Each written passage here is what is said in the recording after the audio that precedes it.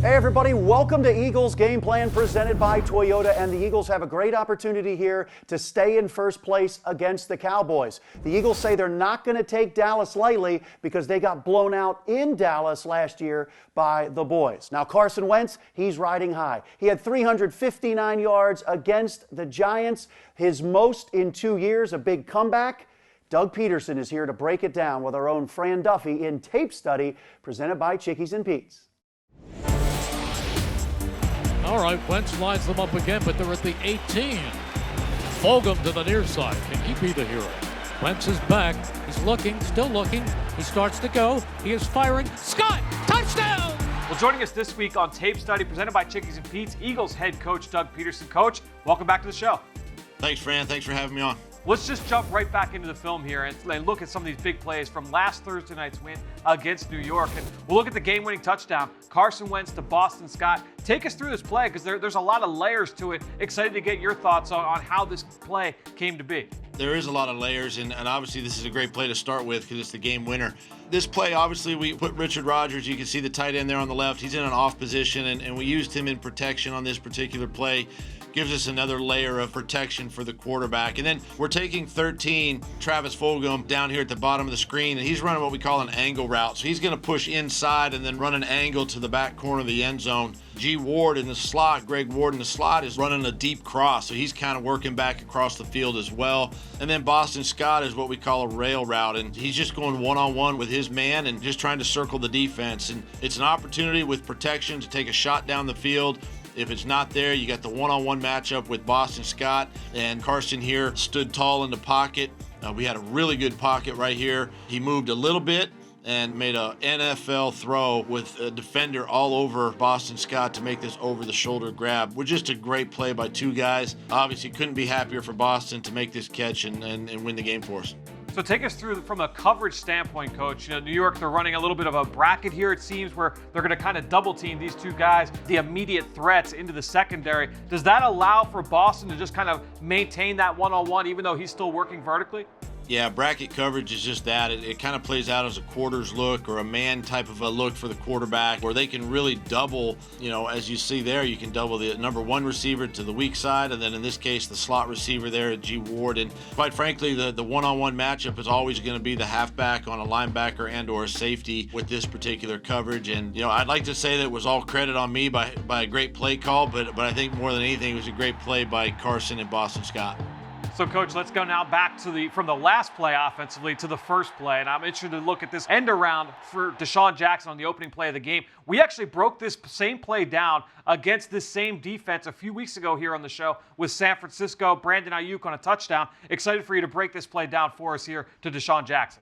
Well, first of all, we were excited to get Deshaun Jackson back in the lineup for this game, so we wanted to get him some touches early and get him involved, and this is a great way to get a guy like him involved, and this is just a standard end around where we're going to fake a weak side sort of stutter. We're going to pull the guard. We're going to fake the running back coming to the two-man, what we call the two-man surface or to the left here, and then Deshaun is just pushing and running his around. And you look at the top of the screen, Greg Ward, he's the point player in the bunch set. His job is to pin that defensive end, that outside linebacker position right there on the line of scrimmage, just keep him there. And then Richard Rodgers is selling as if he were going to get in behind the guard, Herbig, and pull up for the linebacker. You typically on the stutter, but then he wheels around, and he and Travis Fulgham now have the two outside defenders right there. Carson shows ball. Here comes Deshaun. It's really good timing by those two. And then now here comes Richard Rodgers. Here comes Jason Kelce. We got the cavalry out in front. And it's a great way to start the game, 12-yard gain, and to get Deshaun involved early. And then you get a little bit later in the game, some similar kind of backfield action that helped set up a screen. So you talk about complementary plays, Coach. Take us through what helped set up this screen play to Boston Scott. The play before, Jalen Hurts was in the game, and then I kept him in the game to run this screen and really ended up going back-to-back screens in the football game. And this was the same type of action here where now we're going to sell the run to the front side or to the three receivers with Jalen coming on the around. So this here is a really good disguise. It looks like we're sending the tight end back now, which we do a lot. We send him back to block defensive ends, and then, we hand it to the running back. We're selling that action. We're selling the around with Jalen Hurts. We're getting 23, that strong safety in the D or nickel edge pressure right here, which Jordan Mailata picks him off. Boston does a great job of making those guys miss. And I love calling screens when we can anticipate blitz anyway, especially into the pressure.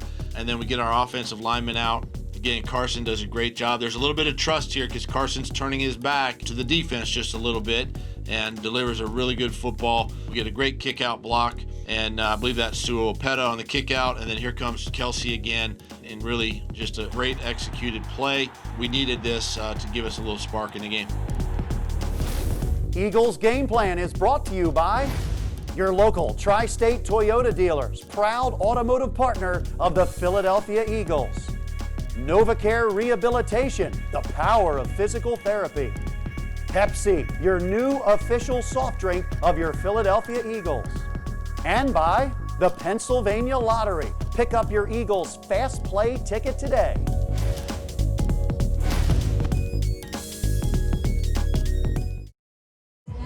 Everybody always looks so much bigger on TV. I know, really. But I know it's no change for me. How tall are you? Huh? How tall Don't are worry you? about That's confidential, bro. Don't worry about it. Classified information. I won't worry.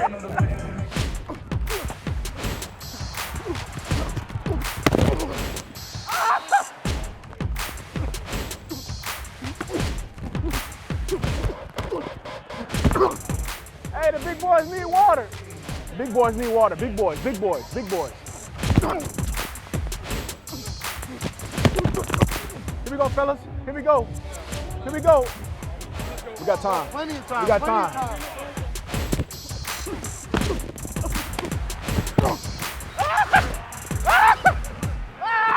Come on! Come on!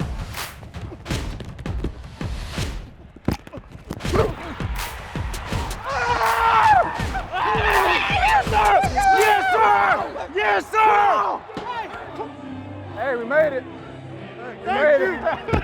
I made it. Steak dinner.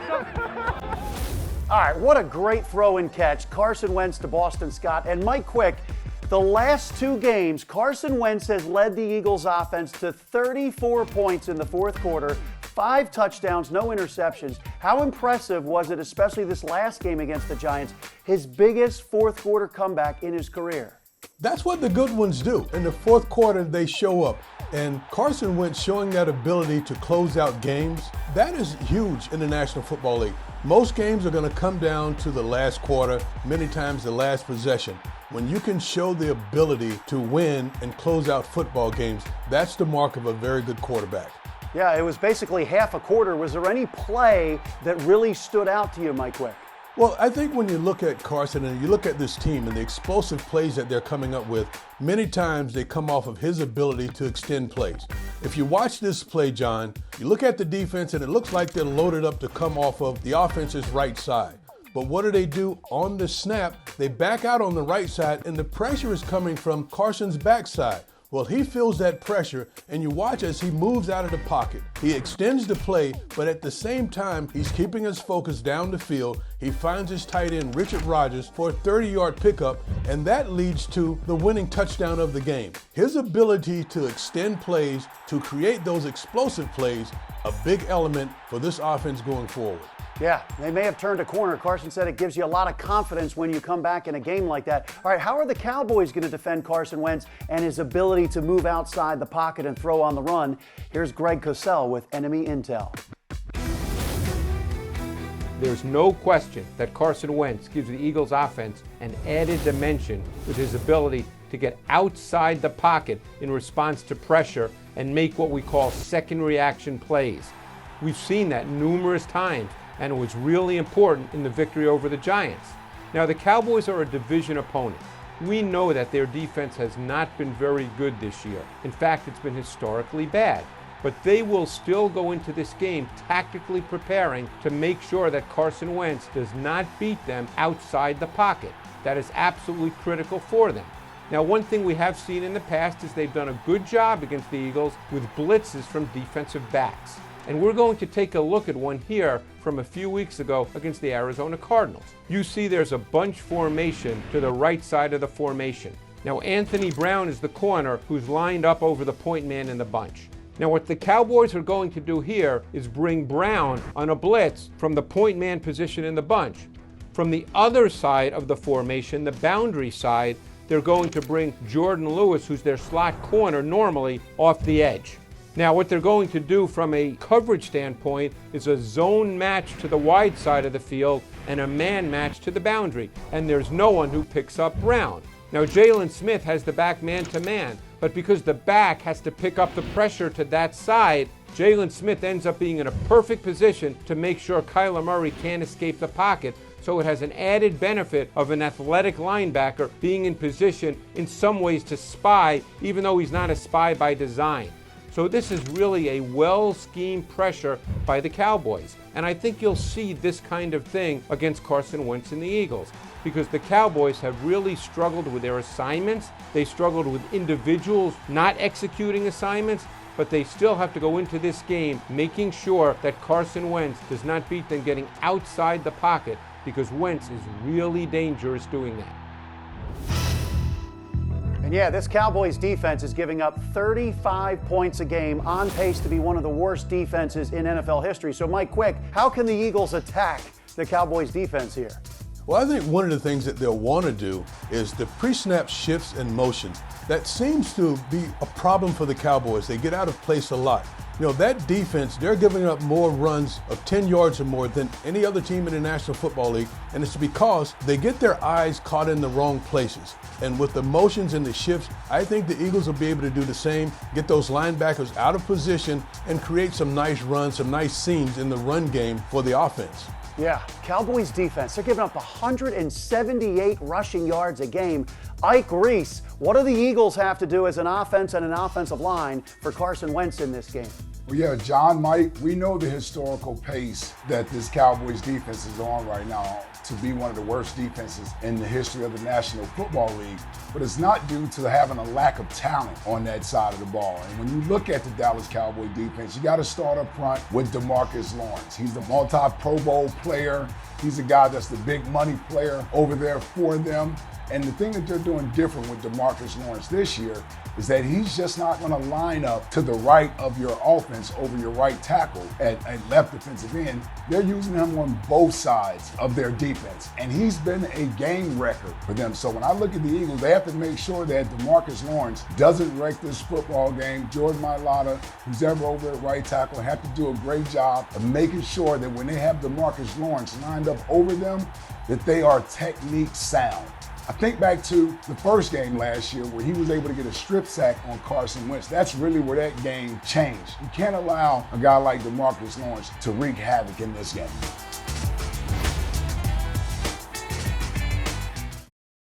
All right, the Cowboys do have some weapons on offense. So, Ike Reese, if there's one matchup that you are going to be watching especially that's important, what is it? Well, this matchup, John and Mike, I've been looking forward to since the spring when the Eagles made the trade with the Detroit Lions for Darius Big Play Slay. I mean, the fact that you're going to get him matched up against Amari Cooper, that's really why you pay guys like Darius Slay the money that you pay him. And when you think about the number one wide receivers that the Eagles have faced this year, and when Darius Slay has been matched up on them, they've been eliminated from the game plan. I'm looking forward to this. I mean, one of the number one shutdown corners in the league going up against one of the top wide receivers in the league. If Darius Slay can continue to do what he's done throughout this year against the opposing team's number one wideouts, it should be a good day for the Philadelphia Eagles. Yeah, Slay has basically been the Cooper kryptonite. In 2 games against Amari Cooper, Slay has only given up 4 catches for a total of 42 yards. That is pretty amazing. Mike Quick, how about your matchup? Well, when I look at this football game, I look at the trenches. And the offensive line of the Cowboys, there's no La'el Collins, there's no Tyron Smith. You know, you got Zach Martin. You're not sure where he's going to play, but the offensive line, I think, can be had. And Jim Schwartz will move Fletcher Cox around. They're trying to find a soft spot in that offensive line of the Cowboys, and they're going to attack. He'll move Brandon Graham around. He'll move Benny Curry around. They'll try to find a soft spot, and, you know, you have to give respect to them. They're NFL players, but there are reasons why these guys are backups. They are going to be attacked at the offensive line, and I think that's the matchup that's going to make the difference in this football game. Yeah, the Eagles have 24 sacks. Only 2 other teams have more. Now, what exactly is the identity of the Cowboys' passing game with all their injuries at quarterback? Here is Enemy Intel with Greg Cosell. John, let's talk about the Cowboys philosophically, the structure of their offense, and ways in which they can have some success given all the struggles they've had with their offensive line. And one of the ways to really help your offensive line is with empty sets. Because what empty sets do is it dictates that you're going to play a quick game. 3-step drop, quick 5-step drop, get the ball out of the quarterback's hands. And there's no question the Cowboys have 3 big-time wide receivers. So you want to get the ball to your playmakers as quickly as you can. Now here's a play from a few weeks ago against the Arizona Cardinals. Now what they're going to do is they're going to shift Ezekiel Elliott out of the backfield and they will end up in an empty set. Now the Cardinals here are going to play man coverage and we're going to focus on Amari Cooper. Now Cooper can be outstanding running routes against man coverage. We've seen that through the years and believe me, the Eagles know that extremely well from previous matchups. So here, Cooper's going to be matched against a pretty good corner in Dre Kirkpatrick. And it's a quick slant type route. So the ball gets out of the quarterback's hands in a hurry. And then you get room to run after the catch. Philosophically, structurally, this is the kind of thing the Cowboys will have to do in order to generate any kind of pass offense. Because quite honestly, they're overmatched with their offensive line against the Eagles' defensive front. Now the Eagles know this too, so this is one of the big chess matches on this side of the ball. What the Cowboys do with their pass game versus a really good Eagles defensive front. Something to watch. All right, yeah, so the Cowboys are going to try to get that ball out quick. They don't want the quarterback being hit. So what can you do as a defense, Ike Reese, when that ball is coming out quick? What you want to do here, John, is you want to try to cloud the picture. Not just for the quarterback, but also for that offensive line as it pertains to how do you set the protection when you expect the Eagles to bring extra rushers. Now, a trend around the NFL is getting into these empty sets for the offense. We just saw Greg break down what Dallas did against Arizona a couple weeks ago. Well, the Eagles saw this last week versus New York. You got Daniel Jones here. He's going to have the empty set here. You got 5 receivers going out, including the tight end, and the Eagles are in man coverage. But the look that you want to give this Giants offense is the illusion that you're going to bring extra pressure. And with Alex Singleton and Nathan Gary lined up in the A-gap, now that Giants offense is feeling the urgency to get that ball out fast. But what I like that the Eagles and Jim Schwartz are doing is that they're dropping guys out to cloud that picture. And what you're going to get here is at the snap of the ball, receivers knocked off their routes. You got DBs in the passing lane. And when Daniel Jones wants to go to Evan Ingram here, he doesn't have a clean window to throw this ball in. Ball gets tipped in the air, interception by Jalen Mills. That's exactly what you want when you give this sort of look to an offense. You want that ball to come out fast. You want to be able to cloud the picture for the quarterback as well as get in these passing lanes. And you're hoping for tips and overthrows that leads to turnovers just like this play.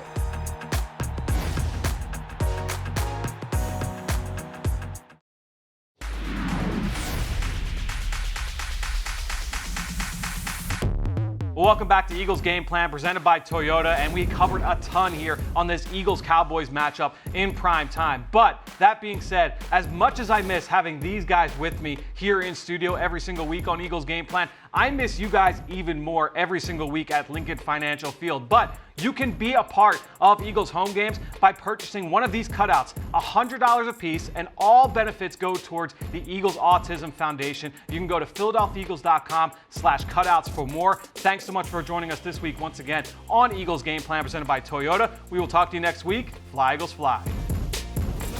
Eagles Game Plan is brought to you by your local Tri-State Toyota dealers, proud automotive partner of the Philadelphia Eagles. NovaCare Rehabilitation, the power of physical therapy. Pepsi, your new official soft drink of your Philadelphia Eagles. And by the Pennsylvania Lottery. Pick up your Eagles Fast Play ticket today.